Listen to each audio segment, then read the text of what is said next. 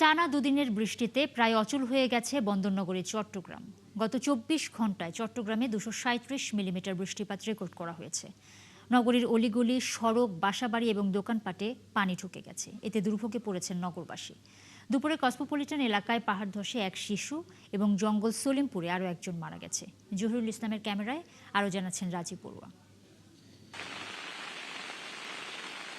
বন্দরনগরীর কাতালগঞ্জ আবাসিক এলাকা পানিতে তলিয়ে আছে মঙ্গলবার থেকেই। বাসিন্দারা ছোট নৌকা নিয়ে বের হচ্ছেন বাজার সদাই ও নিত্য প্রয়োজনীয় পণ্য কিনতে। নগরের বিভিন্ন নিচু এলাকার চিত্র একই রকম। পানি উঠছে এভাবে, আমাদের কাতালগঞ্জে হাঁটা যাওয়া অনেকটাই কষ্টকর হয়ে পড়ছে। যদি বলি তাদেরকে 20 টাকার বার 60 টাকা নেন, তাও ওরা যাচ্ছে না। এলাকাতে অনেক পানি, এই পানির কারণে মানুষ যাতায়াতের খুব কষ্ট হইতেছে। আগ্রাবাদ, বহদ্দারহাট, মুরাদপুর, চকবাজার ও বাকুলিয়া সহ বিভিন্ন নিচু এলাকায় জলাবদ্ধতা দেখা দেয়। সড়কে পানি জমে যান চলাচল ব্যাহত হওয়ায় কর্মজীবী মানুষ, শিক্ষার্থী ও সাধারণ নাগরিকদের দুর্ভোগ বাড়ে। আজকে আমি কাজে যেতে পারিনি, আমাদের ফ্যাক্টরিতে পানি উঠেছে, বাজার সাজাতে করতে পারি না, আমাদের দুর্ভিক্ষ শেষ নাই। এক বছরেই ওরা কাজ করবে বলে ওরা কাজ করে না। সিটি মেয়রের দাবি, ভারী বর্ষণের কারণেই নিচু এলাকায় পানি জমছে। তবে চলমান খাল পুনর্খনন, ড্রেনেজ উন্নয়ন ও জলাবদ্ধতা নিরসন প্রকল্পের কাজ শেষ হলে আগামী বর্ষা থেকে এই দুর্ভোগ অনেকটাই কমবে। আমাদের মূল লক্ষ্য এখন জনগণকে যাতে একটা স্বস্তিদায়ক জায়গায় আনা, কারণ আমরা জানেন তারা পানিবন্দী আছে, তারা অত্যন্ত অসহায় অবস্থা আছে, তারা অমানবিক অবস্থায় আছে। কাজে এখন তাদের পাশে দাঁড়ানোটা আমাদের মুখ্য বিষয়। এই জন্য আমরা আমাদের সিটি কর্পোরেশনের পক্ষ থেকে, ব্যক্তিগত পক্ষ থেকে তাদেরকে বিভিন্ন জায়গায় যারা পানিবন্দী আছে তাদেরকে খাবারের ব্যবস্থা আমরা করছি। এদিকে আবহাওয়া অফিস জানিয়েছে আগামী কয়েকদিনও চট্টগ্রামে বৃষ্টিপাত অব্যাহত থাকতে পারে। এতে জলাবদ্ধতা দীর্ঘস্থায়ী হওয়ার শঙ্কা রয়েছে। রাজীব বড়ুয়া, ৭১, চট্টগ্রাম। দর্শক, যেমনটা আপনাদের জানাচ্ছিলাম, টানা দুদিনের বৃষ্টিতে প্রায় অচল হয়ে গেছে বিভিন্ন জায়গা। সেসব জায়গার খবরাখবর নিতে আমাদের সাথে কক্সবাজার থেকে যুক্ত হবেন সহকর্মী তারেক হায়দার, চট্টগ্রামের সীতাকুণ্ড থেকে আমাদের সাথে যুক্ত হবেন সহকর্মী সবুজ মাহমুদ এবং চট্টগ্রাম থেকে আমাদের সাথে যুক্ত হবেন সহকর্মী প্রণবেশ চক্রবর্তী। আমরা শুরুতেই কক্সবাজারে চলে যেতে চাই, সেখানে আছেন আমাদের সহকর্মী তারেক হায়দার। তারেক, আমরা যতটুকু জানতে পেরেছি, কুতুপালং রোহিঙ্গা ক্যাম্পের একটি লার্নিং সেন্টারে পাহাড় ধসে 5 জন নিহত হয়েছেন এবং এখনও অন্তত 20 জন সেখানে নিখোঁজ রয়েছেন। যারা নিখোঁজ রয়েছেন তাদের উদ্ধারের তৎপরতা কেমন দেখছেন? কয়জনকে এই পর্যন্ত উদ্ধার করা গেছে এবং সেখানে কি আগে থেকে কোনো ধরনের সতর্কবার্তা ছিল কিনা? নুসরাত, একটু আগেই খবর পেয়েছি। খবরটি হচ্ছে উকিয়ার কুতুপালং 5 নম্বর রোহিঙ্গা শিবিরে একটি লার্নিং সেন্টারে মূলত মাটির দেওয়াল ধসে পড়ে একেবারে শিক্ষা কার্যক্রম চলা অবস্থায় 5 শিক্ষার্থীর মরদেহ এখন পর্যন্ত উদ্ধার করেছে। উকিয়ার 2টি ফায়ার সার্ভিসের ইউনিট উদ্ধার কার্যক্রম চালাচ্ছে। আমরা সর্বশেষ খবরাখবর রাখার চেষ্টা করছি। 5 জনের মরদেহ উদ্ধার হয়েছে এবং 20 জন নিখোঁজ রয়েছে। তবে এখানে একটি আশঙ্কা করা যাচ্ছে, এই যে 2-3 দিন ধরে ভারী বর্ষণ হচ্ছে, রোহিঙ্গা ক্যাম্পে অনেক এনজিও সংস্থা সতর্ক করছে পাহাড়ে পাদদেশ এবং ঝুঁকিপূর্ণ এলাকায় না থাকার জন্য। আবার সেই জায়গায় এরকম ভারী বর্ষণের মধ্যে কিভাবে একটি লার্নিং সেন্টারে শিশুদেরকে শিক্ষা কার্যক্রম দেওয়া হচ্ছে এটি নিয়ে প্রশ্ন উঠেছে। যেমন একই সাথে যে এনজিও সংস্থাগুলো এই কার্যক্রম পরিচালনা করছে এমন ভৈরী আবহাওয়ার দিনে এটি নিয়েও প্রশ্ন উঠেছে।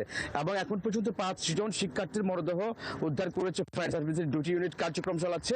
আরও 20 জন শিক্ষার্থী এখন পর্যন্ত নিখোঁজ রয়েছে। অন্যদিকে কক্সবাজারের প্রায় 5টি ইউনিয়নের 35টি ইউনিয়ন প্লাবিত হয়ে 5টি উপজেলার 35টি ইউনিয়ন প্লাবিত হয়েছে। অনেক রাস্তা অলিগলি ডুবে গেছে, অনেক ঘর বাড়িতে পানিবন্দী অবস্থা এবং বৃষ্টি হচ্ছে। বৃষ্টি এখনো পর্যন্ত আছে। আমরা আবহাওয়া দপ্তরে আছি।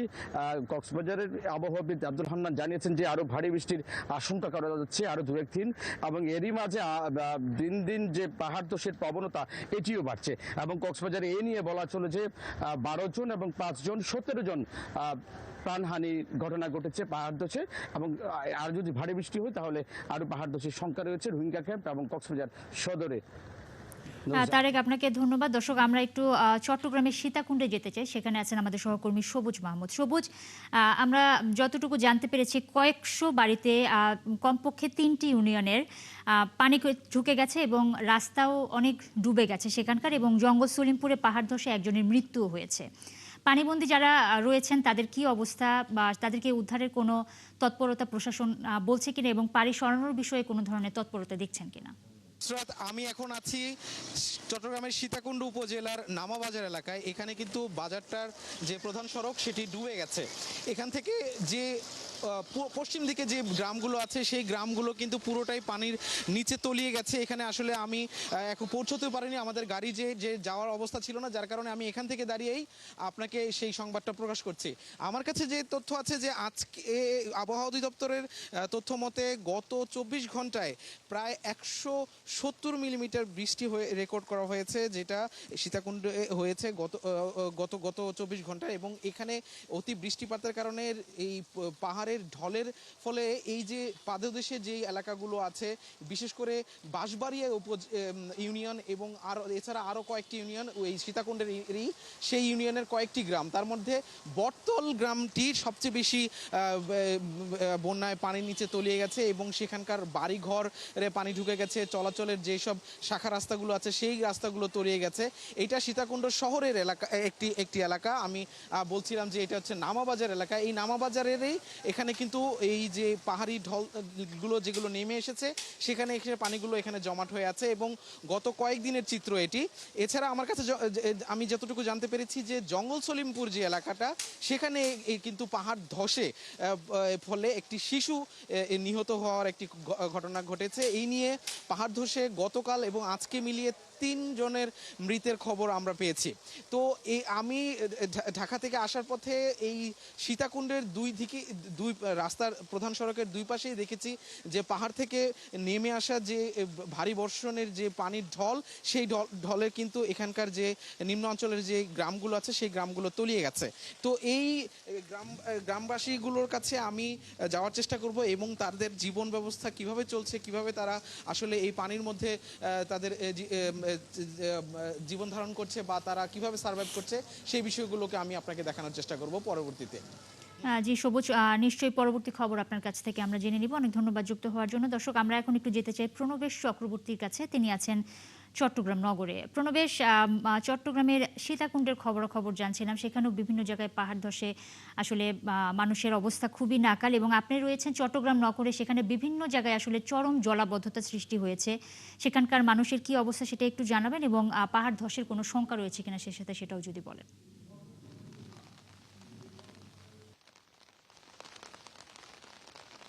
চট্টগ্রামে গত 3-4 দিন থেকে টানা বৃষ্টিপাত হচ্ছে এবং চট্টগ্রামের যে ইতিহাসে সর্বোচ্চ বৃষ্টিপাতের রেকর্ড এর মধ্যে হয়ে গেছে। তো আজকে চট্টগ্রামের এই সকাল থেকে বৃষ্টির কারণে আমি যে এলাকায় আছি এটি হচ্ছে চট্টগ্রামের চশমাহিল মেয়রগলি এলাকা। এই এলাকায় একটি পাহাড় ধসে একটি 12 বছরের শিশু নিহত হয়েছে। তো এইখানে আমরা দেখতে পাচ্ছি পাহাড়গুলো হচ্ছে বালির তৈরি পাহাড়, উপর থেকে ধসটি পড়ে নিচে এইখানে সেমি পাকা ঘরটি ছিল, এই পাহাড় ধসে পুরো সেমি পাকা ঘরটি ভেঙে গেছে এবং শিশু, তার মা ছিল না, শিশুটি ছিল এখানে এবং সে চাপা পড়ে মারা যায়। পরবর্তীতে এলাকাবাসী অফিসের কর্মীরা এসে তাকে উদ্ধার করে। তো এই পাহাড়গুলো ভেতরে ভেতরে অনেকগুলো সেমি পাকা ঘর রয়েছে, পাহাড়ের খাঁজে খাঁজে তারা ঝুঁকিপূর্ণভাবে বসবাস করছে। এগুলোকে থেকে সরার জন্য জেলা প্রশাসন বারবার মাইকিং করলেও তারা সরে যাচ্ছে না। এই কারণে এই পাহাড় ধসে মৃত্যুর ঘটনাগুলো ঘটছে। আর চট্টগ্রামের যে নিচু অঞ্চলগুলো রয়েছে সেখানে জলাবদ্ধতা আমরা গতকালও দেখেছি এবং আজকেও মানুষ দুর্ভোগে রয়েছে। অনেক নিচু ভবনের নিচু তলায় অনেকগুলো ঘর এবং ব্যবসা প্রতিষ্ঠানে পানি ঢুকে যাওয়ায় মানুষের দুর্ভোগের অন্ত নেই। আজকে সিডিএ চেয়ারম্যান এবং যারা কাজ করছে জলাবদ্ধতা নিরসন প্রকল্পে 34 কনস্ট্রাকশন ব্রিগেডের সেনাবাহিনীর কর্মকর্তা যারা রয়েছেন তারা এলাকাগুলো পরিদর্শন করেছেন, সিটি মেয়রও গেছেন এবং তারা যেটা বলছেন যে যেসব এলাকায় জলাবদ্ধতা নিরসন প্রকল্পের জন্য খালগুলো পরিষ্কার হয়েছে সেখানে জলাবদ্ধতা হয়নি। যেমন প্রবর্তক মোড়ে এবার কিন্তু কোনো পানি উঠেনি, কিন্তু খিজরা খাল সহ অন্যান্য খাল যেখানে কার্যক্রম চলছে সেসব এলাকা প্লাবিত হয়েছে এবং প্রচুর পানি সেখানে উঠেছে। ফলে এইসব এলাকায় মানুষের আসলে দুর্ভোগের অন্ত নেই। এর বাইরে আগ্রাবাদ, হালিশহর এইসব এলাকায়ও প্রচুর পানি উঠেছে। তো সব মিলিয়ে আরো কয়েকদিন এই বৃষ্টিপাত চলবে, ভারী বৃষ্টিপাত। এই কারণে চট্টগ্রামের দুর্ভোগ সেটি কমছে বলা যাচ্ছে না, বরং যদি এই ভারী বৃষ্টিপাত অব্যাহত থাকে তাহলে জলাবদ্ধতার যে ঝুঁকি তার সাথে যদি কর্ণফুলীর জোয়ার যুক্ত হয় তাহলে এই জলাবদ্ধতার যে ভোগান্তি সেটি আরো অনেক বাড়বে বলে শঙ্কা এখানকার স্থানীয় এলাকাবাসীর। তো এটি ছিল চট্টগ্রাম থেকে জলাবদ্ধতা এবং পাহাড় ধসের সর্বশেষ তথ্য। প্রণবেশ, অনেক ধন্যবাদ আপনাকে। দর্শক, চট্টগ্রাম নগরীর খবরাখবর জানাচ্ছিলেন সহকর্মী প্রণবেশ চক্রবর্তী। এবার আমরা একটু খাগড়াছড়িতে যেতে চাই, সেখানে আছেন সহকর্মী রূপায়ণ তালুকদার, তার কাছ থেকে সেখানকার সবশেষ অবস্থা জানবো। রূপায়ণ, পাহাড়ি জেলা খাগড়াছড়িতেও সকাল থেকে বৃষ্টি হচ্ছে এবং টানা চতুর্থ দিনের মতো আসলে সেখানে বৃষ্টি চলছে, বিভিন্ন জায়গাও প্লাবিত হয়েছে। যেসব জায়গায় প্লাবিত হয়েছে সেখানকার কি অবস্থা এবং নিচু যে জায়গাগুলো রয়েছে সেখানে যারা বসবাস করছেন তাদের সবশেষ কি অবস্থা যদি বলেন। নুসরাত, আপনার শেষ প্রশ্নের উত্তর দিয়ে শুরু করি। মূলত খাগড়াছড়িতে গত যে 4 দিন ধরে টানা বৃষ্টি হচ্ছে, টানা বৃষ্টির ফলে খাগড়াছড়ি নিম্ন অঞ্চল প্লাবিত হয়েছে। শুধু নিম্ন অঞ্চল নয়, বিভিন্ন এলাকায় জলাবদ্ধতার সৃষ্টি হয়েছে। আমি এখন যেখানে দাঁড়িয়ে আছে এটা হচ্ছে খাগড়াছড়ি বটতলী মহিলা কলেজ এলাকা। আমি আপনাকে একটু দেখাতে চাই, আপনার মাধ্যমে দর্শকদের দেখাতে চাই। এটা হচ্ছে বটতলী মহিলা কলেজ এলাকা। এখানে এই যে আপনারা দেখতে পাচ্ছেন, এখানে চতুর্দিকে এটা জলাবদ্ধতা। এটা মূলত বন্যা নয়, এটা বন্যার পানি নয়, অর্থাৎ পানি নেমে যেতে না পারার ফলে এই যে জলাবদ্ধতা সৃষ্টি হয়েছে। এখানে অনেক ঘরবাড়ি ডুবে গেছে। যাদের ঘরবাড়ি ডুবে গেছে তারা অনেকটা অবর্ণনীয় ইয়াতে আছেন, মানে দুর্ভোগে আছেন। তো এই মুহূর্তে এই খাগড়াছড়িতে এছাড়াও জলাবদ্ধতা এবং বৃষ্টির কারণে বিভিন্ন ফসলের জমি ক্ষতি হয়েছে। আমি আজকে খাগড়াছড়ি সদরের একদম দক্ষিণ গঞ্জপাড়া এলাকায় গিয়েছিলাম। সেখানে আমি যাদের ফসলি ক্ষেত ডুবে গেছে তাদের সাথে কথা বলেছি। তারা বলেছিলেন প্রত্যেক বছর এই বর্ষার সময় আসলে এই ফসলি ক্ষেতগুলো ক্ষতি হয়ে যায়, তারা বিভিন্ন দুর্দশায় পড়েন। এবং যাদের ঘর বাড়ি ডুবে গেছে তারা বলেছেন তাদেরকে এখনো পর্যন্ত প্রশাসনের পক্ষ থেকে কোনো সহযোগিতা করা হয় না এবং তারা বিভিন্ন, এবং আমি এক স্কুল শিক্ষার্থীদের সাথে কথা বলেছি। এই যে টানা বর্ষণের ফলে যে জলাবদ্ধতা নিম্নাঞ্চল যে প্লাবিত হয়েছে, সেই প্লাবিত হওয়ার কারণে অনেক শিক্ষার্থী তারা স্কুলে যেতে পারেনি। নুসরাত, আরেকটা বিষয়, এখানে যে জলাবদ্ধতার থেকেও বেশি ভয়ঙ্কর হচ্ছে যারা পাহাড়ের পাদদেশে বসবাস করেন। তারা ঝুঁকি নিয়ে পাহাড়ের পাদদেশে বসবাস করেন এবং তারা খুবই অভাবনীয়। একটু পাহাড় ধস হলে প্রাণহানি, ঘর বাড়ি নয়, তাদের প্রাণহানিও করতে পারে। নুসরাত, আর এই বিষয়টা নিয়ে আমি খাগড়াছড়ি জেলা প্রশাসন জানিয়েছেন। খাগড়াছড়িতে তারা যারা পাহাড়ের পাদদেশে বা যারা নিম্নাঞ্চলে বসবাস করেন তাদের জন্য খাগড়াছড়ি সদরে 25টি সহ উপজেলার মধ্যে 135টি আশ্রয় কেন্দ্র খোলা হয়েছে, কিন্তু এখানে কোনো ব্যক্তি এখন আশ্রয় কেন্দ্রে যাননি। তবে নুসরাত, আরেকটা বিষয়, যারা পাহাড়ের পাদদেশে বসবাস করেন তারা যে বিষয়টি প্রতি বছর দাবি করে আসতেছেন, তাদের যেন একটা নিরাপদ আশ্রয় দেওয়া হয়। তারা ঝুঁকি নিয়ে তারা পাহাড়ের পাদদেশে বসবাস করেন। নুসরাত, এই ছিল খাগড়াছড়ির সর্বশেষ অবস্থা। অনেক ধন্যবাদ রূপায়ণ আপনাকে। দর্শক, খাগড়াছড়ির খবরাখবর জানছিলাম সহকর্মী রূপায়ণ তালুকদারের কাছ থেকে। এবার আমরা একটু যেতে চাই রাঙামাটিতে, সেখানে আছেন সহকর্মী উচিংছা রাখাইন, তার কাছ থেকে বিস্তারিত জানবো। উচিংছা, আমরা যতটুকু জানি বাঘাইহাট এবং মালাচং সড়কে যানবাহন বন্ধ রয়েছে এবং সাজেক ভ্যালি কিছুদিনের জন্য বন্ধ ঘোষণা করা হয়েছে। সেখানে যে পর্যটকরা গিয়েছিলেন তাদের এখন কি অবস্থা এবং সেখানকার সার্বিক পরিস্থিতি এখন কি, সেটাও যদি একটু বলেন সাথে।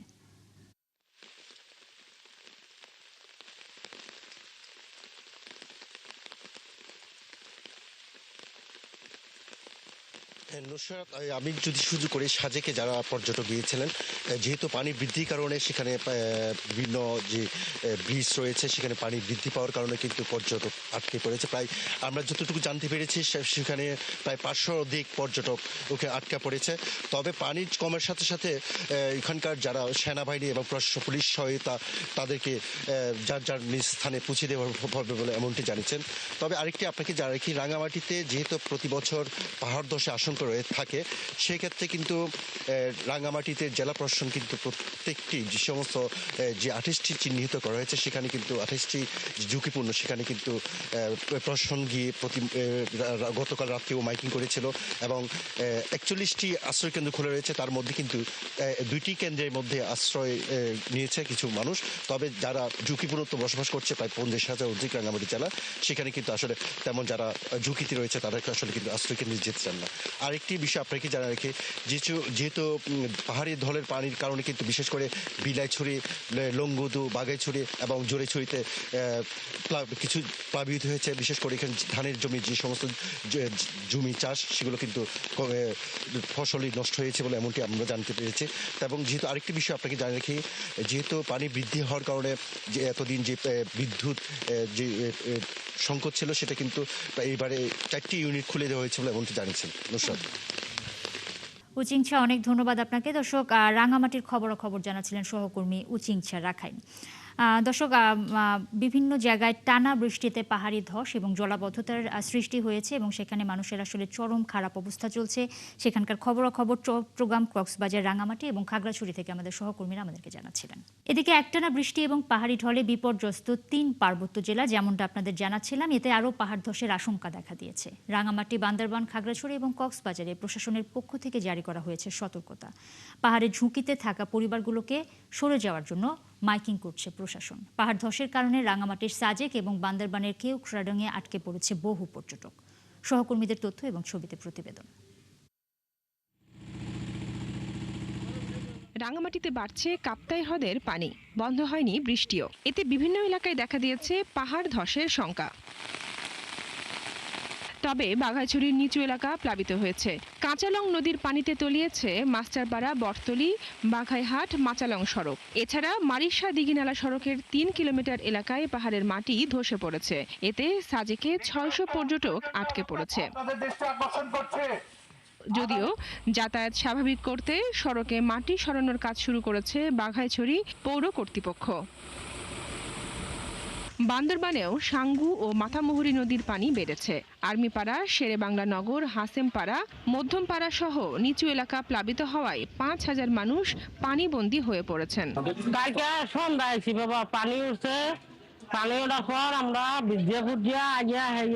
নিস্তান পাইলে কোনো জায়গায় বৃষ্টি পানি ঘর বাড়ি বাসা ডুবে গেছে। কালকে থেকে খামু কোথায় দামু, ওই আশ্রয় কেন্দ্রে এখন যাচ্ছি। এছাড়া বগালে কেওক্রাডং সড়কের 300 ফুট ধসে যাওয়ায় আটকে পড়েছেন পর্যটক। তবে নাফাকুম ও রেমাক্রি এলাকা থেকে 98 জন পর্যটক ও টুরিস্ট গাইডকে নিরাপদে থানচি এনেছে প্রশাসন। এখন পর্যন্ত বড় কোনো শঙ্কা নেই, তবে আমরা প্রস্তুত আছি। সম্ভাবনা উড়িয়ে দেওয়া যায় না। 9 তারিখ পর্যন্ত যেহেতু আবহাওয়া দপ্তর বলেছে যে আরো বৃষ্টিপাতটা বেশি হতে পারে, যদি এটা ঘটতেই থাকে তাহলে হয়তো আমাদের আরো বড় সিদ্ধান্তের দিকে যেতে হবে। কক্সবাজারেও বৃষ্টিতে চকরিয়া, উখিয়া, রামু ও কুতুবদিয়া মহেশখালীর নিচু এলাকা প্লাবিত হয়েছে। ধস হওয়ায় প্রশাসনের পক্ষ থেকে জারি করা হয়েছে সতর্কতা। কক্সবাজারের জেলা প্রশাসক আব্দুল মান্নান জানিয়েছেন, অতি বৃষ্টির কারণে এইচএসসি পরীক্ষা স্থগিত করা হয়েছে। আমরা এইচএসসি পরীক্ষা কক্সবাজার জেলার বন্ধ আছে, ইন্টারকোটা চিটাং বোর্ডের বন্ধ করা হয়েছে আজকে এইচএসসি পরীক্ষা। পাহাড়ে যারা আছে তাদেরকে সরাই নেওয়ার জন্য গত 4-5 দিন তারা মাইক করতেছি। আমাদের ম্যাজিস্ট্রেটরাও, জেলা প্রশাসন সবাই মাঠে আছে। তাদেরকে সরাই নেওয়ার জন্য আমরা আশ্রয় কেন্দ্র যেগুলা আছে সেগুলো খুলে দিয়েছি, তারা যেন ওখান থেকে আশ্রয় কেন্দ্রে যায়। খাগড়াছড়ির দিঘি নালায় মাইনি নদীর পানি বেড়ে দেখা দিয়েছে জলাবদ্ধতা। এই যে এখন পানি উঠতে তো আমাদের ক্ষেত এগুলা সব তো নষ্ট হয়ে গেছে। প্রতি বছর আমাদের বন্যা হলে আমাদের অনেক ক্ষয়ক্ষতি হয়। 4-5 দিন ধরে বৃষ্টির কারণে মনে করেন এই ক্ষেত খোলা ডুবে গেছে, আমার ঘরে দুয়ারে পানি। সেখানে পাহাড় ধস ও বন্যায় প্লাবিত মানুষের জন্য 135টি আশ্রয় কেন্দ্র প্রস্তুত করেছে প্রশাসন। তবে বৃষ্টি কম হওয়ায় চেঙ্গি নদী ও আশেপাশের ছড়া ও খাল থেকে পানি কমেছে। বনশ্রী হালদার, 71। দর্শক, রিপোর্টে দেখছিলেন একটানা বৃষ্টি আর পাহাড়ি ঢলে বিপর্যস্ত 3 পার্বত্য জেলা। এবার আমরা একটু বান্দরবানের খবরাখবর জানবো। সেখান থেকে আমাদের সহকর্মী জহির রাহান আমাদের সাথে যুক্ত হবেন। জহির, সাঙ্গু এবং মাতামুহুরী নদীর পানি বেড়েছে এবং সেখানে পাহাড় ধসের একটা আশঙ্কা দেখা দিয়েছে। পাহাড়ের পাদদেশে যারা বসবাস করছেন তাদেরকে সরিয়ে নেওয়ার প্রক্রিয়া আপনি দেখতে পাচ্ছেন কিনা সেটা জানাবেন, এবং সেই সাথে সংযোগ যে সড়ক রয়েছে সেটাও বিচ্ছিন্ন হওয়ার একটা আশঙ্কা রয়েছে। এ বিষয়ে কি তথ্য রয়েছে সেটাও যদি বলেন। আপনার এই টানা বা বর্ষণ 4 দিনের টানা বর্ষণ অব্যাহত আছে। এখনো কিন্তু মুষলধারায় ভারী বৃষ্টিপাত হচ্ছে। এখানে কিন্তু গতকাল রাত থেকে কিন্তু ব্যাপক পাহাড় ধসের ঘটনা ঘটেছে। এবং এই যে আজকে যে শুধু জেলা শহরেই প্রায় 60টি বসতঘর আসলে পাহাড় ধসে কবলে পড়েছে। আমি একটু আপনাদের দেখা যায় আমার পিছনে যে যেটা দেখতেছেন সেটা একটু দেখেন, ওই যে পাহাড় ধসে সে বড় একটা বাড়ির এক অংশ ভেঙে ধসে পড়েছে। আর এখানে জেলা প্রশাসন এখন পুলিশ বাড়িতে, আমি কালাঘাটা বড়ুয়াপাড়া এলাকায় দাঁড়িয়ে আছি। আমার থেকে প্রায় 50 ফিট নিচে কিন্তু এই যে জেলা প্রশাসন, সেনাবাহিনী এবং ফায়ার সার্ভিসের লোকজন এখানে লোকজনকে নিরাপদ স্থানে সরে যাওয়ার জন্য অনুরোধ জানাচ্ছেন, ওনার সাথে আলাপ আলোচনা করছেন। আর এখানে যে সাঙ্গু মাতামুহুরী নদী কিন্তু বিভিন্ন সীমার উপর দিয়ে কিন্তু প্রবাহিত হচ্ছে। প্রবাহিত হওয়ার কারণে কিন্তু এখানে যে বান্দরবান শহর সহ 7 উপজেলা যে নিম্ন অঞ্চল রয়েছে প্লাবিত হয়েছে। বান্দরবান শহরের প্রায় 5টি স্থানে কাশেমপাড়া, শেরে বাংলা নগর এবং আর্মিপাড়া এবং ব্রিগেড এলাকা এবং হাফেজগুনা এলাকায় পানির নিচে, ভারী জলে পানির নিচে চলে গিয়ে প্রায় 5000 মতো মানুষ এখন পানিবন্দী রয়েছে। এখানে শহরের যে আশ্রয় কেন্দ্রগুলো রয়েছে, আশ্রয় কেন্দ্রগুলোতে প্রায় 1200 থেকে প্রায় 1400 মতো মানুষ উপস্থিত রয়েছে বলে জেলা প্রশাসন আমাদেরকে জানিয়েছেন। আর জেলা প্রশাসন থেকে যেটা বলা হয়েছে, মানুষকে নিরাপত্তা দেওয়া এবং এদের যে বন্যা কবলিত মানুষগুলোর যে খাদ্য এবং নিরাপত্তার কারণে এখানে কিন্তু স্থানীয় প্রশাসন কাজ করতে, ওদেরকে খাদ্য সরবরাহ করতেছে। তবে এই যে কিছু কিছু আশ্রয় কেন্দ্রে কিন্তু এই যে বাথরুম এবং পয় নিষ্কাশনের কোনো ব্যবস্থা না থাকার কারণে এখানে যে নারী এবং শিশুরা রয়েছে তাদের সবচেয়ে ভোগান্তির মধ্যে পড়তে হচ্ছে। আর এখানে যে লুমা, থানচি এবং আলীকদমের যে পাহাড়ি এলাকা রয়েছে, পাহাড়ি এলাকাগুলোতে কিন্তু যে ভারী বর্ষণ এবং পাহাড় ধসের কারণে সড়ক যোগাযোগ বন্ধ হয়ে গেছে। বিশেষ করে রুমা এবং রংছড়িতে এই ঘটনা ঘটেছে।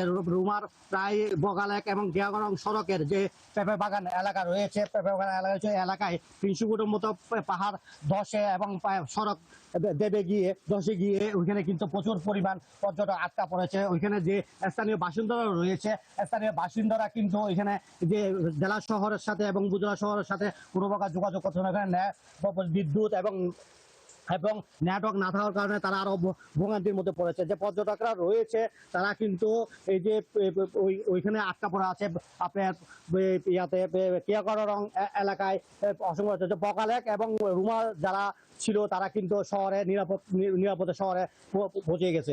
আর এই জেলা প্রশাসন, উপজেলা প্রশাসন যেটা জানে, উপজেলা প্রশাসন যেটা জানিয়েছে, ওনারা বলছে যে পাহাড় ধসে যে সড়ক দেবে গেছে, এসব পর্যটকরা এবং স্থানীয় লোকজন যেমন নিরাপত্তা থাকে এবং নিরাপদে শহরে আসতে পারে, সেই জন্য ফায়ার সার্ভিস এবং রেড ক্রিসেন্ট এবং অন্য যে সংস্থা, সেনাবাহিনী সহ অন্য যে সংস্থা আছে তারা কাজ করে যাচ্ছে। জহির, অনেক ধন্যবাদ আপনাকে। দর্শক, জহির রায়হান যুক্ত হয়েছিলেন বান্দরবানের খবরাখবর তিনি জানাচ্ছিলেন, বলছিলেন সাঙ্গু এবং মাতামুহুরী নদীর পানি বেড়েছে, 5000-এর মতো লোক সেখানে পানিতে আটকা পড়েছে এবং পর্যটক সেখানে এখনো আটকা পড়ছে। তবে ফায়ার সার্ভিস এবং প্রশাসনের লোকজন তাদেরকে উদ্ধারের কাজ চালিয়ে যাচ্ছে। চট্টগ্রামের ফটিকছড়িতে উজান থেকে নেমে আসা পাহাড়ি ঢল এবং ভারী বৃষ্টিতে বন্যার আশঙ্কা দেখা দিয়েছে। এরই মধ্যে উপজেলার নিচু এলাকায় পানি বেড়ে গ্রামীণ সড়ক ডুবে গেছে। হালদা নদীর পানি নারায়ণহাট এবং সুন্দরপুর ইউনিয়নের 5 পুকুরিয়া পয়েন্টে বিপদসীমার উপর দিয়ে বইছে। এই অবস্থায় প্রশাসনের পক্ষ থেকে সবাইকে সতর্ক করা হচ্ছে। পানি উন্নয়ন বোর্ড বলছে, বৃষ্টি অব্যাহত থাকলে গোটা উপজেলায় বন্যার শঙ্কা রয়েছে।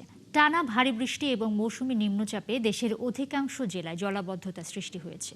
বিশেষ করে উপকূলীয় অঞ্চলের জেলাগুলোতে মানুষের দুর্ভোগ সবচেয়ে বেশি। সেখানকার সড়ক তলিয়ে যাওয়ায় যানবাহন এবং মানুষের স্বাভাবিক চলাচল ব্যাহত হচ্ছে। সহকর্মীদের তথ্য এবং ছবিতে প্রতিবেদন। টানা বৃষ্টিতে উত্তাল পটুয়াখালীর কলাপাড়ার কুয়াকাটা সৈকত। কলাপাড়ার 2 মৎস্য বন্দরে নোঙর করে আছে শত শত মাছ ধরা ট্রলার। বুধবার সন্ধ্যায় গঙ্গামতী সৈকত থেকে অজ্ঞাত এক ব্যক্তির মরদেহ উদ্ধার করেছে কুয়াকাটা নৌ পুলিশ। উত্তাল বঙ্গোপসাগরে 13 জন জেলেকে নিয়ে ডুবে গেছে বরগুনার তালতলির ফকিরহাট এলাকার মাছ ধরার ট্রলার এফবি মহিমা।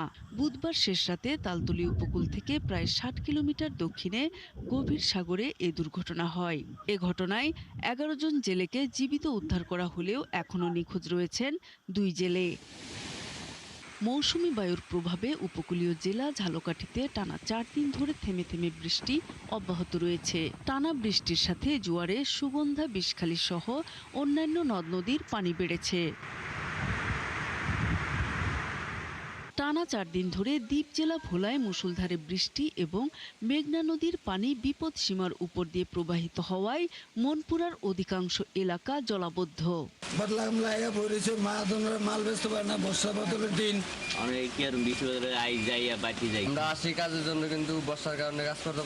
তবে বাগেরহাটে বৃষ্টি কমতে শুরু করেছে। 24 ঘন্টায় 49 মিলিমিটার বৃষ্টিপাত রেকর্ড করেছে আবহাওয়া অফিস। সাধারণ মানুষ এবং নিম্ন আয়ের মানুষের মধ্যে কিছুটা স্বস্তি ফিরে এসেছে। আজকে একটু আবহাওয়া ভালো হয়েছে, বিদায় বাইরে হয়েছি, দেখি বাকি কি করে আল্লাহ ভরসা। হয়তোবা কোনো ব্যবস্থা হবে, পরীক্ষা আছে, এই জন্য বেরোনো। মৌসুমের দ্বিতীয় ভারী বর্ষণে তলিয়ে গেছে ময়মনসিংহ নগরীর বেশিরভাগ এলাকা। বুধবার ভোর 3টা থেকে সকাল 9টা পর্যন্ত 174.5 মিলিমিটার বৃষ্টিপাত রেকর্ড করেছে আবহাওয়া অফিস। গাইবান্ধা জেলা শহরে ব্যাপক জলাবদ্ধতার সৃষ্টি হয়েছে। শহরবাসী বলছেন অপরিকল্পিত ড্রেনেজ ব্যবস্থা এবং পানি নিষ্কাশনের পথ বন্ধ থাকায় এই অবস্থা হয়েছে। স্কুলে যাইতে সমস্যা হয়, এখানে নোংরা পানি পারে যাইতে হয়। ওদের পরীক্ষা শেষ, ওরা হাঁটু পানি দিয়ে হেঁটে যাচ্ছে। ড্রেনগুলো যদি একটু ঠিকঠাক থাকতো তাহলে তো ওই কষ্টটা হইতো না। এদিকে টানা বৃষ্টি ও পাহাড়ি ঢলে বাড়তে শুরু করেছে হাওড়ের জেলা সুনামগঞ্জের সুরমা, কুশিয়ারা, বৌলাই সহ বিভিন্ন নদ নদীর পানি। নূর তাজমিন নীর, ৭১। পটুয়াখালীর রাঙাবালি এবং পায়রা সমুদ্র বন্দর এলাকায় টানা বৃষ্টি অব্যাহত রয়েছে। বৈরী আবহাওয়ার কারণে গত 2 জুলাই থেকে পায়রা সমুদ্র বন্দরে 3 নম্বর স্থানীয় সংকেত বহাল রয়েছে। টানা বৃষ্টিতে উপজেলার বিভিন্ন নিচু এলাকা এবং ফসলি জমি তলিয়ে গেছে। সেখানকার আরও তথ্য জানাতে আমাদের সাথে যুক্ত হচ্ছেন সহকর্মী কামরুল হাসান। কামরুল, পায়রা সমুদ্র বন্দরে 3 নম্বর স্থানীয় সতর্ক সংকেত রয়েছে। সেখানকার স্থানীয় মানুষজন যারা রয়েছেন তারা কি সেখানে অবস্থান করছেন নাকি আশ্রয় কেন্দ্রে যাচ্ছেন, সেই খবর একটু জানাবেন। এবং বিভিন্ন নিচু এলাকা তলিয়ে গেছে, ফসলি জমিগুলো তলিয়ে গেছে, সেগুলো রক্ষার ক্ষেত্রে আসলে কি ধরনের পদক্ষেপ নেওয়া হচ্ছে এবং সমুদ্র বন্দরের আশপাশের পরিস্থিতি সব মিলিয়ে যদি জানান।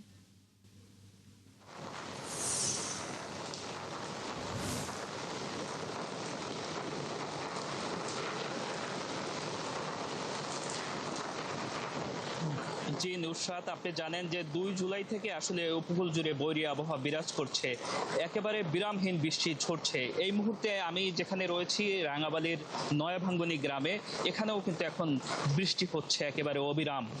এভাবেই কিন্তু 2 জুলাই যখন লঘুচাপ সৃষ্টি হয় এবং পায়রা সমুদ্র বন্দরে 3 নম্বর সংকেত জারি হয়, তখন থেকেই কিন্তু বৃষ্টি ঝরছে এবং পরবর্তীতে এই লঘুচাপটি সুস্পষ্ট লঘুচাপে পরিণত হয়। তার পরবর্তীতে আবার একটি নিম্নচাপ এবং স্থল নিম্নচাপ, এখন বর্তমানে এটি সুস্পষ্ট লঘুচাপ আকারে অবস্থান করছে উত্তর পশ্চিম মধ্য প্রদেশ ও তৎসংলগ্ন এলাকায় এবং বায়ুচাপের তারতম্যের আধিক্য বিরাজ করছে, যার কারণে সাগর উত্তাল রয়েছে এবং টানা বৃষ্টিপাত হচ্ছে, যার কারণে নিচু যে এলাকাগুলো রয়েছে সেগুলো কিন্তু ইতিমধ্যেই বৃষ্টির পানিতে জলাবদ্ধতা দেখা দিয়েছে। কৃষি জমি তলিয়ে আছে এবং যেখানে মানুষ বসবাস করছে সেখান ঘরবাড়ির চারপাশটা কিন্তু পানিতে টইটুম্বুর অবস্থা। ক্যামেরা পার্সনের মাধ্যমে আপনাকে দেখানোর চেষ্টা করছি, এই গ্রামটিতেও কিন্তু একই অবস্থা রয়েছে। বাড়িঘরের চারপাশে পানিতে টইটুম্বুর এবং যেখানে পুকুর আছে পুকুরও পানিতে তলিয়ে কিন্তু মাছ ভেসে গিয়েছে, এমন অবস্থা আমরা কয়েকটি বাড়ি ঘুরে দেখেছি। এবং এই পরিস্থিতির কারণে কিন্তু সামনে আমন মৌসুম রয়েছে, এ কারণে কৃষি চাষাবাদ কিন্তু ব্যাহত হওয়ার এক ধরনের শঙ্কা রয়েছে। কিছুক্ষণ আগেই কৃষি কর্মকর্তার সঙ্গে আমার কথা হয়েছে, তিনি আমাদের জানিয়েছেন যে আমন মৌসুম ইতিমধ্যে শুরু হয়েছে, এখন বীজতলা প্রস্তুত করার সময়। এই সময় এই যে টানা বৃষ্টির কারণে কিন্তু বীজতলা প্রস্তুত নিয়ে কৃষকরা এক ধরনের বিপাকে রয়েছে এবং এখন বর্তমানে আউশ ধান মাঠে রয়েছে এবং বিভিন্ন ধরনের সবজি মাঠে রয়েছে, সেগুলো ক্ষতির আশঙ্কা করছে কৃষি বিভাগ। এছাড়া সার্বিক পরিস্থিতি যদি জানেন, রাঙ্গাবালী নদী ও সাগর বেষ্টিত জনপদ আপনি জানেন, যার কারণে কিন্তু অনেক এলাকায় বন্যা নিয়ন্ত্রণ বেড়িবাঁধ নেই, সেখানে কিন্তু জোয়ারের পানি ঢুকে গিয়েছে এবং এই কারণে কিন্তু সেই সব এলাকায় জলাবদ্ধতা দেখা দিয়েছে। এবং এই যে কৃষি জমিতে জলাবদ্ধতা হওয়ার পিছনে এই যে টানা বৃষ্টি, এ কারণে কিন্তু কৃষকরা বলছেন যে আসলে অনেক জায়গায় যে স্লুইস গেটগুলো রয়েছে সেগুলো কিন্তু প্রভাবশালীদের নিয়ন্ত্রণে, যার কারণে এই যে পানি নামানোর ক্ষেত্রে এক ধরনের পানি নিষ্কাশনের ক্ষেত্রে এক ধরনের বাধার সৃষ্টি হচ্ছে। কারণ ওই প্রভাবশালীরা স্লুইস গেটগুলো দখল করে তারা কিন্তু মাছ শিকারের আশায় এই পানিগুলো আটকে রাখছেন, এমনকি কিন্তু কৃষকদের পক্ষ থেকে অভিযোগ করছেন, যার কারণে এই যে আমন মৌসুমকে সামনে রেখে বড় ধরনের ক্ষতির আশঙ্কা করছেন তারা। তবে প্রশাসনের পক্ষ থেকে বলা হচ্ছে যে স্লুইস গেটগুলো খুলে দেওয়া, পানি নিষ্কাশনের জন্য তারা নির্দেশনা দিয়েছেন ইতিমধ্যেই। তবে কেউ যদি এই নির্দেশনা উপেক্ষা করেন সেক্ষেত্রে তার বিরুদ্ধে ব্যবস্থা নেওয়ার কথাও জানিয়েছেন অনেকে। আমরা একটু কথা বলার চেষ্টা করব, একজন রয়েছেন আমাদের সঙ্গে, একটু তার সঙ্গে কথা বলার চেষ্টা করব। আসলে এই যে টানা বৃষ্টির কারণে এই যে বিভিন্ন এলাকায় জলাবদ্ধতা সৃষ্টি হয়েছে, এজন্য আসলে কি স্লুইস গেটগুলো খুলে না দেওয়ার কারণে এই সমস্যাটি হয়েছে কিনা আপনি কি মনে করেন? না না, পানি বাইরে এত বেশি, হ্যাঁ শুনি তো সারাই এই টানা বৃষ্টির কারণে কি ধরনের ক্ষতি হচ্ছে? ক্ষতি ওই মাসে বিষ করে হালাইবে, হাইলে ডুবলি করবে, ধান হালাইতে পারে না, এই সমস্যা না, কিছু ক্ষতি বেশি। আচ্ছা, যেমনটি শুনছিলেন যে আসলে কৃষকের এক্ষেত্রে অনেক ধরনের ক্ষতি হচ্ছে, কারণ হচ্ছে এখন বীজতলা আসলে প্রস্তুত করার সময়, যার ফলে কিন্তু কৃষকরা চরম বিপাকে রয়েছে। এই যে জলাবদ্ধতায় আসলে কি ধরনের ক্ষতি হচ্ছে, আরেকজন কৃষকের সঙ্গে একটু কথা বলার চেষ্টা করব। কি ধরনের ক্ষতির মুখে পড়ছেন আপনারা? অনেক ক্ষতি হইতেছে, বৃষ্টির বাদলের ভিতরে অনেক ক্ষতি হইতেছে, যার কারণে কোনো মানে গরু বাছুর হাঁস মুরগি বিভিন্ন সমস্যা আর কি দেখা যাইতেছে। জি, যেমনটি শুনছিলেন আসলে উপকূল জুড়েই এই চিত্র। তবে প্রশাসন ক্ষয়ক্ষতির তালিকা নিরূপণের কাজ শুরু করেছে ইতিমধ্যে। তারা বলছেন যে যেসব এলাকায় ক্ষয়ক্ষতি হয়েছে সেই তালিকা তারা প্রস্তুত করছেন। এই ছিল রাঙাবালি থেকে আমাদের সবশেষ। অনেক ধন্যবাদ কামরুল আপনাকে। দর্শক, পটুয়াখালী থেকে যুক্ত হয়েছিলেন কামরুল হাসান। তিনি জানাচ্ছিলেন পটুয়াখালীর রাঙাবালি সহ আশপাশের এলাকায় চরম জলাবদ্ধতা সৃষ্টি হয়েছে এবং সেখানে নিচু এলাকা এবং ফসলি জমি এরই মধ্যে তলিয়ে গেছে। টানা বৃষ্টি এখনও হচ্ছে এবং অনেক ক্ষয়ক্ষতির আশঙ্কা করছেন তারা। ব্রাহ্মণবাড়িয়ার নাসিরনগরে পাটের আবাদ বেড়েছে। চলতি মৌসুমে পাটের আবাদ হয়েছে লক্ষ্যমাত্রার চেয়েও বেশি। কৃষকরা জানিয়েছেন আবহাওয়া অনুকূলে থাকায় চলতি মৌসুমে পাটের ফলন ভালো হয়েছে। আর কৃষি বিভাগ জানিয়েছে কৃষকদের সময় মতো সব সহায়তা দিয়েছেন তারা। জালালউদ্দিন রুমির তথ্য এবং ছবিতে বিস্তারিত। ব্রাহ্মণবাড়িয়ার নাসিরনগর মাঠে মাঠে দোল খাচ্ছে বিভিন্ন জাতের পাট। এবার লক্ষ্যমাত্রার চেয়ে বেশি পাট আবাদ হয়েছে। পাট চাষিরা জানান দেশি, কেনাফ ও মেসা জাতের আবাদ হয়েছে। কৃষক বলছেন উৎপাদিত পাটে পোকামাকড়ের আক্রমণ ছিল এবার কম। প্রতিকানি জমিতে তাদের খরচ হয়েছে 10 থেকে 12,000 টাকা। উৎপাদন খরচ বাদ দিয়ে বাজার দর ভালো থাকায় এবার কাঙ্ক্ষিত লাভের আশা করছেন তারা। পোকামাকড় আক্রমণও নাই, এবার নাইলে খুব ভালো ফলন পেয়েছি। আমাদের নাইলা অনেক বড় 400 মুড়া, ফলন ভালো হয়েছে। ফলন তো ভালো হয়েছে, আলাদা এবার ফাটের দরও আলাদা ভালো আছে। ফাটের দাম আসছে শুনতেছি, অতটুক থাকলে মোটামুটি একটা ফর্তা পড়বো। ওই করে বাদ দিয়ে আমার 3-4 হাজার টাকার মতন আমি পাবো, অনেক যে পাটের রেটটা আছে। প্রতি বছরই আবাদ বাড়ছে জানিয়ে কৃষি কর্মকর্তা বলছেন পাটের আবাদ বাড়াতে ও সুস্থ সবল পাট আবাদে কৃষককে বীজ সহ সব ধরনের কারিগরি সহায়তা দেওয়া হয়েছে। আমাদের মূলত 3টা জাত রয়েছে, দেশি, কেনাফ এবং মেস্তা। এই 3টা পাটের আবাদ হয়ে থাকে। তবে নাসিরনগরের জন্য কেনাফ এই পাটটা বেশ জনপ্রিয় এবং এটাই সবচেয়ে বেশি চাষ হয়। চলতি মৌসুমে নাসিরনগর উপজেলায় 1550 হেক্টর জমিতে আবাদের লক্ষ্যমাত্রা ধরা হলেও আবাদ হয়েছে 1625 হেক্টর জমিতে। হাসান আহমেদ, 71। নানা অনিয়ম ও ব্যবস্থাপনা আর দুর্নীতির অভিযোগ উঠেছে কুড়িগ্রাম প্রাইমারি টিচার্স ট্রেনিং ইনস্টিটিউটে। অবকাঠামোগত সংকটের পাশাপাশি সরকারি অর্থ লোপাটের অভিযোগ উঠেছে খোদ প্রতিষ্ঠান প্রধানের বিরুদ্ধে। রাজু মোস্তাফিজের তথ্য এবং ছবিতে প্রতিবেদন। একটু বৃষ্টি হলেই পানিতে ডুবে যায় কুড়িগ্রাম পিটিআই এর আশেপাশের এলাকা। শুষ্ক মৌসুমে জঙ্গল ও ময়লার কারণে বাড়ে মশা ও পোকামাকড়ের উপদ্রব। এতে চরম ভোগান্তিতে পড়ে প্রশিক্ষণার্থী, শিক্ষক ও অভিভাবকরা। ভুক্তভোগীদের অভিযোগ, নজরদারির অভাবে মাদক সেবন ও জুয়ার আসরও বসে বহিরাগতদের। অথচ সংস্কারের কথা থাকলেও তা বাস্তবায়নের উদ্যোগ নেওয়া হয়নি এখনো। বাচ্চাদের মনে করেন পানি যে খাবে, পরিষ্কার একটা পানি খাওয়ার ব্যবস্থা নাই। তারপরে হচ্ছে যে এক স্কুলের মনে করেন যে একটা যে মানে মানে উন্মুক্ত গেট, একদম উন্মুক্ত। সমস্যাগুলি দেখার জন্য যত দপ্তর আছে প্রত্যেকটি দপ্তর কিন্তু দায়সারাভাবে কাজ করে যাচ্ছে। অনুসন্ধানে উঠে এসেছে আরও অনিয়মের তথ্য। সংস্কারযোগ্য সরকারি বাসভবনে না থেকে গেস্ট রুমে অবস্থান করলেও মাসে মাসে বাড়ি ভাড়া তুলে নেন সুপার জয়নুল আবেদিন। এছাড়া ভুয়া বিল ভাউচার, অতিরিক্ত ভাতা, ভ্রমণ বিল, প্রশিক্ষণ ব্যয়, সরঞ্জাম ও অন্যান্য খাতে 2024-25 ও 2025-26 অর্থ বছরে প্রায় 11 লাখ টাকা সরকারি অর্থ আত্মসাতের অভিযোগ পেয়েছে অডিট টিম। প্রশিক্ষণার্থীদের অভিযোগ, প্রশিক্ষণ শেষে নির্ধারিত ভাতা সময়মতো দেয়া হয় না, এমনকি জানানো হয় না খাবার বাবদ বরাদ্দের তথ্য। হোস্টেলের ফ্যান নষ্ট, খাট ভাঙা, পরিবেশ অপরিচ্ছন্ন সহ দুর্ভোগে শেষ নেই। চরাজিপুর উপজেলা থেকে আসছি, আমাদের দিয়ে বিল হচ্ছে 1700 টাকা। সম্ভবত 320 টাকা হবে। সকালের নাস্তা এবং বর্তমান যে দুপুরের খাবার এবং বিকেলে আবার টিভির কাছে ফাইল, খাতা, কলম, তারপর ব্যাগ দিছে আমাদেরকে একটা, আর দিবে, সম্মানই দিবে, মানে স্যারদের কাছে একটু সমস্যা আছে তো কয়েকদিনের মধ্যেই দিবে। তবে এসব অভিযোগ অস্বীকার করেছেন কুড়িগ্রাম পিটিআই সুপার। যথাযথ নিয়মে বিধি মোতাবেক সেগুলো অবজেকশন করার জন্য, দূরীকরণের জন্য আমি ডকুমেন্ট দেখিয়েছি এবং যথাযথ প্রমাণ সহকারে জবাব দিয়েছি। মানসম্মত নাস্তা, দুপুরে ভালো তাদের চাহিদা অনুযায়ী নাস্তা, খাবারের লাঞ্চের ব্যবস্থা করেছে, বিকেলে টি ব্রেকের ব্যবস্থা করেছে এবং তাদের জন্য বরাদ্দকৃত উৎসে ভ্যাট এবং আইটি বাদ দিয়ে যেটা পাওয়া যায় সেটা তাদের জন্য ব্যয় করা হয়েছে। যদি কোনো টাকা বাঁচে সেটা তাদেরকে ফেরত দেওয়ার জন্য আমি আজ কথা বলেছি। তিনি দাবি করেন, অডিটের অসঙ্গতির যথাযথ জবাব দেয়া হয়েছে। প্রশিক্ষণার্থীদের ভাতা মোবাইল ব্যাংকিং এর মাধ্যমে পরিশোধ করা হবে। শাকিলা শম্পা, ৭১। প্রায় 3 বছর ধরে থমকে আছে শেরপুরের ঝিনাইগাতির বনগাঁও জিগাতলা সড়কের সেতু নির্মাণ কাজ। এলাকার মানুষের অভিযোগ, ঠিকাদারি প্রতিষ্ঠানের গাফিলতি আর কর্মকর্তাদের উদাসীনতায় 16 মাসের সময় বাড়িয়েও কাজ শেষ হয়নি। এতে চরম দুর্ভোগে পড়েছে 10 গ্রামের প্রায় 15,000 মানুষ। তারিকুল ইসলামের তথ্য এবং ছবিতে বিস্তারিত। শেরপুরের ঝিনাইগাতি উপজেলার বনগাঁও জিগাতলা সড়কে 75.6 মিটার দীর্ঘ একটি সেতু নির্মাণের উদ্যোগ নেয় এলজিইডি। টেন্ডারের মাধ্যমে কাজ পায় 2টি ঠিকাদারি প্রতিষ্ঠান। 16 মাসে কাজ শেষ হওয়ার কথা থাকলেও 34 মাস পেরিয়ে গেলেও নির্মাণ শেষ হয়নি। মেয়াদ বাড়িয়েও কাজ শেষ করতে পারেনি ঠিকাদার। যদিও 70% কাজ শেষ হয়েছে দাবি করে 60% বিল উত্তোলন করেছে তারা।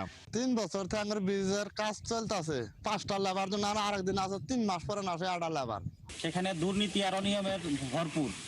এখানে যে ঠিকাদার আছে সে কোনো কাজের তো গতি নাইকেই, তারপরে যে এখানে ডাইভারশন দেওয়ার কথা ছিল সেটা দিচ্ছে না, লেবারের টেহাও দেয় না, মাঝে মাঝে অনেক লেবার কাজ করে না টেহার জন্য। দীর্ঘদিন সেতুর কাজ আটকে থাকায় বনগাঁও, জিগাতলা, খাপাড়া, কালাকুড়া সহ অন্তত 10 গ্রামের প্রায় 15,000 মানুষ দুর্ভোগে পড়েছেন। বর্ষা মৌসুমে নদী পারাপারে নৌকায় একমাত্র ভরসা, তাই দ্রুত সেতু নির্মাণ শেষ করার দাবি এলাকাবাসীর। সরকারের কাছে অনুরোধ হইলো, আর কাছে অনুরোধ হইলো যে এই ঠিকাদার পাল্টায় আমরা যেন ভালো একটা ঠিকাদার দেয়। কষ্ট করে আসতেছে যে ভাঙাটা এনো খুব সমস্যা। ঠিকাদারি প্রতিষ্ঠানের দাবি, ভোগান্তি কমাতে বিকল্প বাঁশের সাঁকো নির্মাণ করা হচ্ছে। পাশাপাশি দ্রুত সময়ের মধ্যে সেতুর নির্মাণ কাজ শেষ করা হবে। কয়েকবার বন্যা হয়েছে, বন্যাতে কাজটা করতে পারি নাই, শুরু করছে, আবার বন্যা আসে, আবার বন্যা আসে। তো কাজটা তোলার জন্য সরকারি যারা ইঞ্জিনিয়ার আছে এরাও সর্বোচ্চ সহযোগিতা এবং চেষ্টা করতেছে, আমরাও চেষ্টা করতেছি, যত দ্রুত পারি শেষ করে দেব ইনশাল্লাহ। আমার সময় গেছিল, আবার সময় বাড়াইছি। তবে এলজিইডির দাবি, প্রাকৃতিক দুর্যোগের কারণে কাজ দেরি হয়েছে। আসন্ন শুষ্ক মৌসুমে সেতুর নির্মাণ কাজ শেষ হবে বলে আশ্বাস দিয়েছেন সংশ্লিষ্ট কর্মকর্তা। নির্ধারিত সময় শেষ হয়ে গেছে, কিন্তু এই বন্যা এবং প্রাকৃতিক দুর্যোগের কারণে ব্রিজটা করতে ঠিকাদারের একটু সময় লাগতেছে। তারপরে এই সিজনে শুষ্ক মৌসুমে যদি শেষ না করে তাহলে আমরা আইনগত ব্যবস্থা নেব। 2023 সালের 16 আগস্ট প্রায় 7.48 লাখ টাকা ব্যয়ে শুরু হওয়া সেতুটির কাজ 2025 সালের জানুয়ারিতে শেষ হওয়ার কথা ছিল। আল ইমরান, ৭১। নেত্রকোনার 12হাট্টার একটি ধর্ষণ মামলায় 13 বছর পর রায় ঘোষণা হয়েছে। ডিএনএ পরীক্ষায় পিতৃত্ব প্রমাণিত হওয়ায় আসামিকে যাবজ্জীবন কারাদণ্ড দিয়েছেন বিচারক। একই সঙ্গে ধর্ষণের ফলে জন্ম নেয়া কন্যা শিশুর আইনগত পিতৃত্ব এবং উত্তরাধিকার অধিকারও নিশ্চিত হয়েছে। বুধবার নেত্রকোনা নারী এবং শিশু নির্যাতন দমন ট্রাইব্যুনালের বিচারক ডক্টর এমদাদুল হক আসামি হেলালকে নারী এবং শিশু নির্যাতন দমন আইনে যাবজ্জীবন কারাদণ্ড, 1 লাখ টাকা জরিমানা এবং অনাদায়ে আরও 6 মাসে সশ্রম কারাদণ্ড দেন। 2013 সালের 1 মার্চ রাতে বারোহাট্টা উপজেলায় নিজ বাড়িতে স্বামী পরিত্যক্তা এবং মানসিকভাবে সরল প্রকৃতির এক নারীকে ধর্ষণের অভিযোগ ওঠে হেলাল নামের এক ব্যক্তির বিরুদ্ধে। সেই ধর্ষণের অভিযোগ এবং সন্তানের পিতৃত্ব অস্বীকার করেন। এ ঘটনায় ওই বছরের জুলাইয়ে মামলা দায়ের করা হয়। দর্শক, চলছে দেশচোখ সরাসরি সংবাদ অনুষ্ঠান দেখতে চোখ রাখুন 71 ফেসবুক পেজে এবং সাবস্ক্রাইব করুন 71 ইউটিউব চ্যানেলে। সাথেই থাকুন 71।